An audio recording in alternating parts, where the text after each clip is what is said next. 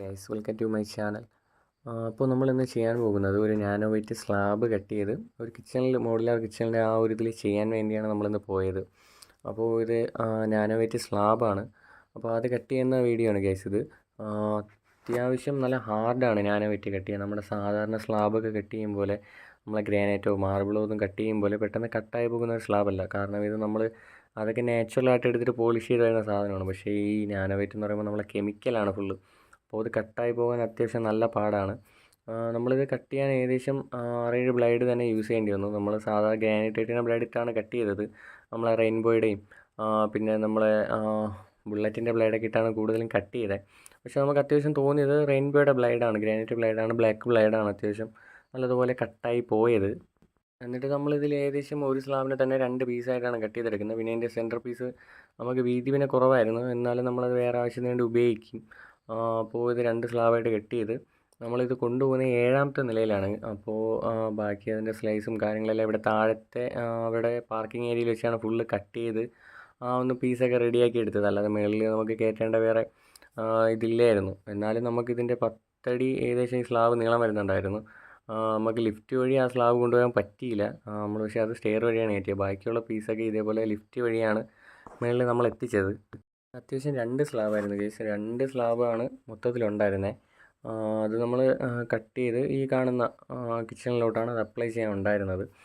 അത്യാവശ്യം നല്ല ഏരിയ ഉണ്ടായിരുന്ന ഒരു കിച്ചണായിരുന്നു ഇത്. കിച്ചണിലോട്ട് മാത്രമല്ല, നമ്മളെ ഫ്രണ്ട് നമ്മളെ വാഷ് കൗണ്ടർ, അതേപോലെ TV സ്റ്റാൻഡ്, പിന്നെ അവരുടെ ഫ്രണ്ട് ചെരുപ്പ് വയ്ക്കുന്ന അവിടെ അതൊക്കെ ചെയ്യേണ്ടായിരുന്നു. പിന്നെ ഈ കാണുന്ന ഗമ്മ് വെച്ചിട്ടാണ് നമ്മൾ ഇലക്ട്രിക്കിൻ്റെ ഗമ്മ് വെച്ച് പിന്നെ നമ്മൾ ശേലം അക്രിലിക് പെയിൻറ്റ് കൂടെ ചേർത്ത് വൈറ്റിൻ്റെ കളർ ഇട്ടാനെന്ന് വെച്ചാൽ കാണാൻ എഡ്ജൊക്കെ ഒട്ടിക്കാൻ കണക്കിനാണ് നമ്മൾ ഈ ഗമ്മ് വെച്ച് ഇത് ചെയ്തത്.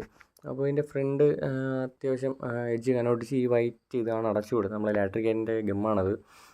എന്നിട്ടാണ് ബാക്കി ഇതിൻ്റെ വാൾട്ടയിലും കാര്യങ്ങളെല്ലാം ഒട്ടിച്ചത്. നമ്മൾ ഈ ഗമ്മിട്ട് തന്നെയാണ് ഈ സ്ലാബ് ഉറപ്പിക്കുകയും ചെയ്തത്. ഇത് നമ്മൾ ഫ്രണ്ടിൽ ബാക്കി വന്ന പീസ് അതിൻ്റെ സെൻറ്റർ പോർഷൻ വന്ന പീസാണ് ആ കട്ട് ചെയ്ത് അവിടെ ഇട്ടത്. ഇത് നമ്മൾ എഡ്ജ് ഒട്ടിച്ച് നമ്മൾ വാൾട്ടയിൽ ഒട്ടിച്ച് ഫിനിഷ് ചെയ്തതാണ്. നമ്മൾ വാൾട്ടയിൽ ഒട്ടിക്കുമ്പോൾ ശ്രദ്ധിക്കുകയെന്ന് വെച്ച് കഴിഞ്ഞാൽ നമ്മൾ കബോർഡിൻ്റെ മേളിൽ ചെയ്യുമ്പോൾ എപ്പോഴും അടിയിലൊരു സ്പേസർ ഗ്യാപ്പ് കൊടുക്കുന്നത് നന്നായിരിക്കും. കാരണം വെള്ളമൊന്നും ഇറങ്ങി ലീക്കേജ് ഒന്നും ഉണ്ടാവാതെ നമ്മളെ കബോർഡ് പിന്നീട് വെള്ളം ഇറങ്ങി കംപ്ലൈൻറ്റ് ആവാതെ ഇങ്ങനെ അടിയിലൊരു സ്പേസർ ഗ്യാപ്പ് കൊടുത്താണ് നമ്മൾ ചെയ്തത്. അപ്പോക്സി ചെയ്യുന്ന സമയത്ത് അത്യാവശ്യം നീറ്റ് ആൻഡ് ക്ലീൻ ആയിപ്പോവും. ഇവിടെ വാഷ് കൗണ്ടർ അതേപോലെ തന്നെയാണ് ചെയ്തത്. ഇത് രണ്ടാമതാണ് പിന്നെ ഈ ടൈൽസ് എടുത്ത് നമ്മളെ വാഷ് കൗണ്ടർ അവർ ചെയ്തത്. അതും നമ്മൾ എഡ്ജ് ഒട്ടിച്ച് കനൊട്ടിച്ച് വിട്ടിട്ടുണ്ട്. പിന്നെ ഇത് കാണുന്ന നമ്മളെ സിങ്ക് അടുപ്പ് കട്ട് ചെയ്യാൻ വേണ്ടിയാണ് ഇത് ചെയ്തിരിക്കുന്നത്. നമ്മൾ വരച്ച് ഈ സിങ്ക് ചെയ്യുമ്പോൾ ഇത് അത്യാവശ്യം നമ്മൾ സൈഡ് ആൻഡ് എഡ്ജ് കുതഞ്ഞൊക്കെയാണ് എടുക്കുന്നത്. പിന്നെ ഈ അടുപ്പ് കട്ട് ചെയ്യാൻ നല്ല ബുദ്ധിമുട്ടായിരുന്നു. നമുക്ക് ലെഫ്റ്റ് ഹാൻഡൊക്കെ ഉപയോഗിച്ചാണ് നമ്മൾ ഈ കട്ട് ചെയ്യുന്ന പുള്ളി അത് കട്ട് ചെയ്ത് റെഡിയാക്കി എടുത്തത്. കാരണം ഇതിൻ്റെ അടിയിൽ കബോർഡ് കൂടെ ഉണ്ടായിരുന്നു. നമുക്ക് ബ്ലേഡ് നന്നായി ഓടി പോകുന്നില്ലായിരുന്നു. അടിയിൽ അവരുടെ കബോർഡും ആ ഒരു ഇതുകൂടെ ഉണ്ടായിരുന്നു. എന്നാലും നമ്മൾ ആ പീസ് കട്ട് ചെയ്ത് മാറ്റിയിട്ട് പിന്നെ അവരുടെ കബോർഡും കൂടെ കട്ട് ചെയ്താണ് നമ്മളത് ചെയ്തത്. അവരുടെ കട്ടർ മെഷീനൊക്കെ ഉണ്ടായിരുന്നു. അപ്പോൾ അത് ഉപയോഗിച്ച് നമ്മൾ കട്ടറൊക്കെ കട്ട് ചെയ്ത് ആ കബോർഡ് മാറ്റിയപ്പോൾ അതിൻ്റെ അടിയിൽ അടുത്ത പ്രശ്നം, അതിൻ്റെ അടിയിൽ അവരുടെ അടി കൂടെ പോകുന്ന ആ സപ്പോർട്ടിൻ്റെ കാലെടുത്തായിരുന്നു. പിന്നെ അതും നമ്മളെ അടുപ്പിൻ്റെ കാലിറങ്ങിപ്പോൾ കണക്കിന് കുതഞ്ഞാണ് ഇറക്കിയത്. പിന്നെ ഇങ്ങനെയാണ് കേസ്. ഇതിൻ്റെ സിങ്ക് നമ്മൾ സൈഡ് ആ ബ്രീഡിങ് പിടിക്കാൻ വേണ്ടി അതിനെ ഒരു 3 മില്ലി കനത്തിന് കട്ട് ചെയ്ത് നമ്മൾ ശാലടിച്ച് അതിനകത്താണ് സിങ്ക് ഇറക്കി വെക്കുന്നത്. അതിൽ പിന്നെ അപ്പോക്സ് ചെയ്ത് അതിനെ ഉറപ്പിക്കാറാണ് പതിവ്. എന്നിട്ട് സൈഡ് അപ്പോക്സ് ചെയ്ത് നമ്മളതിനെ ഫുള്ള് ക്ലിയറാക്കി നീറ്റ് ചെയ്ത് കൊടുക്കും.